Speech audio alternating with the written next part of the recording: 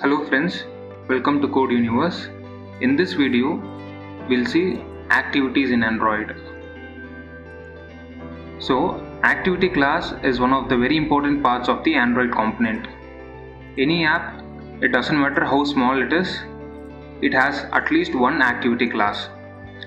Unlike most of the programming languages, in which main method is the entry point for that program or application to start its execution, the Android operating system initiates the code in an activity instance by invoking specific callback methods that corresponds to specific stages of its lifecycle. So every activity contains the layout which has a user interface to interact with the users. Now as you can see in the screen, I have a main activity class. So this is a Java class and I'm converting this Java class into an activity by extending this app combat activity. And I'm overriding a method onCreate, and I'm having a function called setContentView. This setContentView is a function that takes in the layout resource file as input and inflates that layout for that activity. So here we can see that I have a layout called activity main, and that is set to the setContentView method. So whatever I create in this activity main will be visible when my main activity is running in my Android phone. So as I said, activity has many lifecycle methods that is initiated depending upon the activity's lifecycle. So here the entry point for this main activity is onCreate. So once onCreate is initiated, whatever code that you've written in this onCreate will be executed. So now I'll create a Java class and then convert the Java class into an activity.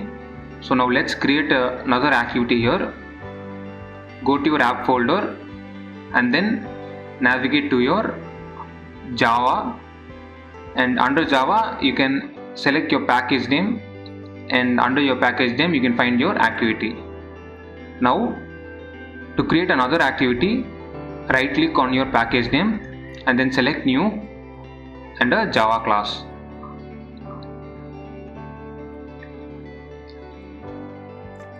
Give your preferred name for your activity.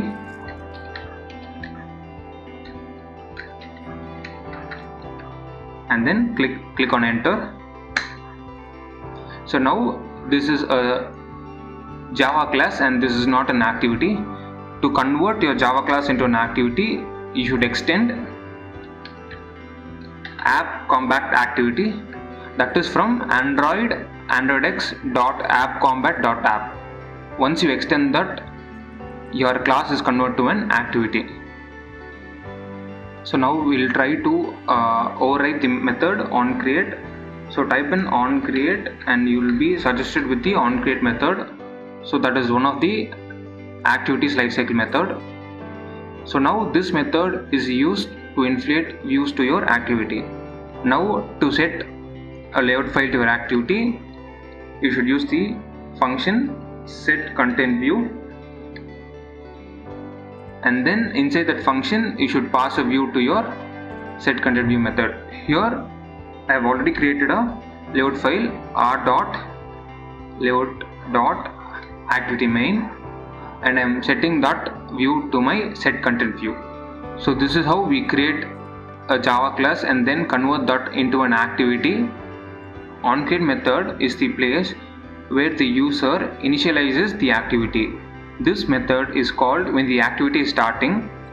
This is the method that is used to initialize most of the things in the Android app. onCreate method takes saved instance state as parameter, which the object of type bundle, which contains previously saved data of the activity. If the activity is newly created, this bundle will not have any data, so the saved instance state will be null. If the activity is reinitiated or restarted after previously being closed, then this bundle contains the data it most recently supplied on saved instance state. Now we have another lifecycle method for an activity, that is onPause. So type in onPause. You can see that the onPause method is suggested here. This method is also a part of the activities lifecycle. When the user no longer actively interacts with the activity, Let's suppose the user is running two apps simultaneously on a mobile phone. When the activity B is launched in front of A, then A will go into the on pause state and activity B would go in the on start state. So this on pause will be called when the activity becomes idle. So if you have any action to be done in this on pause, or when you want to run something when the activity goes into idle, then you can write your code logic under the on pause method. Similarly, there's another method that is called when the activity becomes live again. So that method is called on resume, and you can override that by typing in on resume here. So you can see that the on resume method is suggested here. Click on enter. So on resume is called when the activity comes back after being idle. So again, this method is used when you want to execute some code when the activity resumes again. So these are the commonly used Android's lifecycle methods here. So to reiterate again on how to create an activity, you first create a Java class and then extend the app combat activity, and then you try to override the onCreate method, which is the entry point for your activity and where the activities view is set. To set the activities view, you use the method setContentView and then pass your layout file to your activity. So now when we try to run your activity, you might see the UI defined in this activity main appearing on your screen. So we have come to the end of the video. If you guys want me to teach any topic, kindly comment the topic below. So in upcoming videos, I will take that topic for you. So if you think the video is really helpful to you, kindly support Code Universe. Thank you.